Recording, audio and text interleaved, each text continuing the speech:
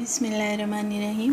अस्सलाम वालेकुम। मैं हूं सनाज़ और आप देख रहे हैं मेरे YouTube channel inside news alert. नाज़रीन, पाकिस्तान में इस वक्त सैलाब ने ऐसी तबाही मचाई है कि अकल एक दफ़ा तो दंग रह जाती है। बहुत सी चेमी गोइयाँ हो रही हैं इस बारे में कि क्या ये कोई टेक्नोलॉजी का इस्तेमाल किया गया है कि इस लेवल का सैलाब आज तक पाकिस्तान की तारीख़ में कभी नहीं आया। तो जी हाँ, हम आपको थोड़ा सा अपनी वीडियो में बताने जा रहे हैं कि एक ऐसा हथियार मौजूद है जिसका बाकायदा ऐलान भी किया गया है कि ऐसी टेक्नोलॉजी हमारे पास मौजूद है कि इस टेक्नोलॉजी के ज़रिए जितना नुकसान पहुंचाना चाहें वो पहुंचाया जा सकता है। तो इस हवाले से दुनिया भर में आवाज़ें उठने लग गई हैं कि ये टेक्नोलॉजी अमेरिका के पास है, दुनिया को तबाही के दहाने पर जो है ये टेक्नोलॉजी ले जा सकती है। तो ऐसे ममालिक जो अमेरिका की बात को नहीं मानते हैं, अमेरिका की जो बातें होती हैं उनको डिनाई करते हैं, उनको नहीं मानते, तो फिर अमेरिका क्या करता है कि सबक सिखाने के लिए जो है वो इस टेक्नोलॉजी का इस्तेमाल करता है। माजी में एक इसी तरह का काम किया गया है जिसकी थोड़ी डिटेल हम आपको बताएंगे और फिर आगे चल के वीडियो में ये भी बताएंगे कि पाकिस्तान में इस वक्त मानसून सितंबर अक्टूबर तक चल रहा है जो कि आज तक नहीं चला। इसकी क्या रीज़न है? क्योंकि हमारे यहाँ तो जो मानसून है वो आता है जून जुलाई में, तो ये सितंबर अक्टूबर तक आगे इसका स्पेल चलने वाला है। तो इसके पीछे क्या ये टेक्नोलॉजी है, थोड़ा सा हम इसमें बात करेंगे। पहले हम चले जाते हैं 2011 में। तो 11 मार्च 2011 की तरफ हम बढ़ते हैं। जापान की बात करेंगे हम। इस मुल्क ने अमेरिका को आंखें दिखाना उस वक्त शुरू की थी। ये आंखें क्यों दिखाई थी ये हम आगे चल के आपको बताएंगे। फिर हम आपको थोड़ा सा ये बता देते हैं कि जब जापान ने अमेरिका को आंखें दिखाना शुरू की तो अचानक ही वहाँ पे ज़लज़ला आ गया। और जापान एक ऐसा मुल्क है कि जो मशहूर है कि वहाँ पे ज़लज़ले जो हैं वो बहुत ज़्यादा आते हैं।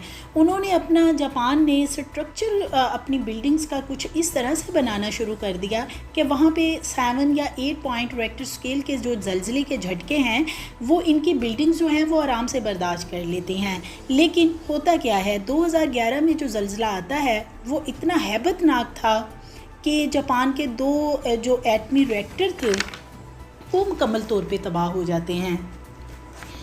मानते हैं कि ज़लज़ला एक कुदरती आफत है। आप ये समझ रहे होंगे कि कुदरती तौर पे आया होगा, लेकिन ऐसा नहीं था। उस वक्त जापान ने अमेरिका पर उंगली उठाई थी कि ये जो जापान में ज़लज़ला आया है इसकी तबाही के पीछे जो है वो अमेरिका का हाथ है। 2011 की आप ख़बरें निकाल के देख लें, गूगल करके देख लें, आपको पता चलेगा कि जापान ने इल्ज़ाम आयद किया था कि इस ज़लज़ले के पीछे अमेरिका है और अब अमेरिका ज़लज़ला कैसे ला सकता है ये हम थोड़ा सा आपको बताते हैं। नाज़रीन, ये बड़ी अजीब सी टेक्नोलॉजी है। इस टेक्नोलॉजी का नाम है हार्प।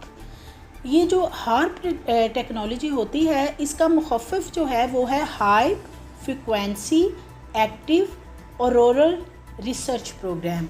तो बज़ाहिर जो है वो ये हार्प टेक्नोलॉजी जो है ये रिसर्च फैसिलिटीज़ के ज़रिए काम करती है।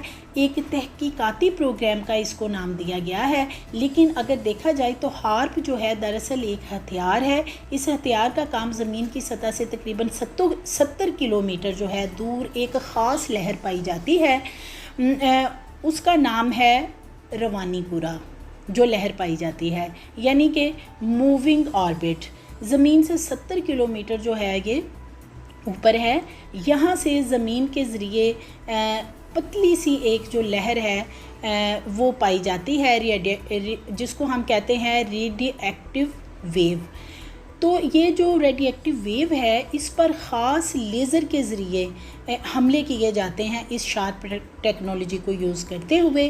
और फिर जो वेव्स इसके ज़रिए निकलती हैं वो किसी भी ख़ित्ते को, किसी भी मुल्क को, किसी इलाके को चाहें तो वहाँ पे बारिशें करवाई जा सकती हैं, बारिश को रोका जा सकता है। इस ज़मीन या इस खित्ते का जो टेक्टोनिक प्लेट्स को छेड़छाड़ करके जो है वो ज़लज़ले भी लाए जा सकते हैं। समुंदर में तुग़यानी भी बर्पा की जा सकती है, सुनामी भी लाया जा सकता है, सैलाब लाया जा सकता है। और 2011 में ये करके दिखाया गया। नाज़रीन, होता क्या है बेसिकली, ये जो ऑर्बिट वेव्स हैं ये 70 किलोमीटर ऊपर हैं ज़मीन से। इस ऑर्बिट में एक सैटेलाइट छोड़ा जाता है। इस सैटेलाइट का नाम है X-37B बोइंग कंपनी है जिसने ये सैटेलाइट तैयार किया है, यानी कि X-37B।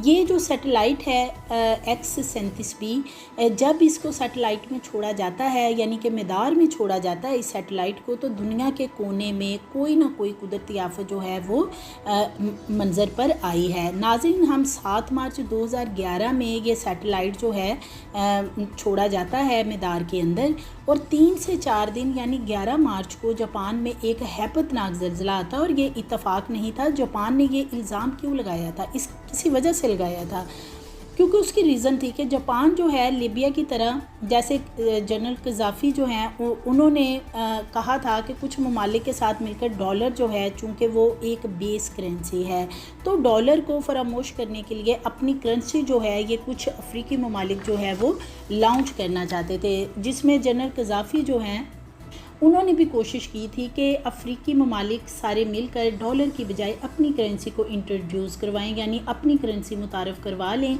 जापान भी यही चाह रहा था। चूँकि जापान जो है वो एक्सपोर्टिंग कंट्री है, तो जापान चाह रहा था कि डॉलर की मोनोपोली यानी कि जो डॉलर की बदमाशी है इसको ख़त्म किया जाए, तो अपनी करेंसी को मुतारफ़ करवा दिया जाए। लेकिन अमेरिका ने क्या किया, अमेरिका ने जापान को सबक सिखाने के लिए वहाँ पर ऐसा ज़लज़ला लाया, एग्जैक्टली उस जगह पर ज़लज़ला लाया गया जहाँ पर जापान के 2 एटमी रिएक्टर्स जो थे वो मौजूद थे, और उन दोनों एटमी रिएक्टर्स को तबाह कर दिया गया इस ज़लज़ले के ज़रिए। और इस दौरान जो ये सैटेलाइट है X-37B जिसकी हम बात कर रहे हैं, ये वाकई ही उस वक़्त मैदार में था।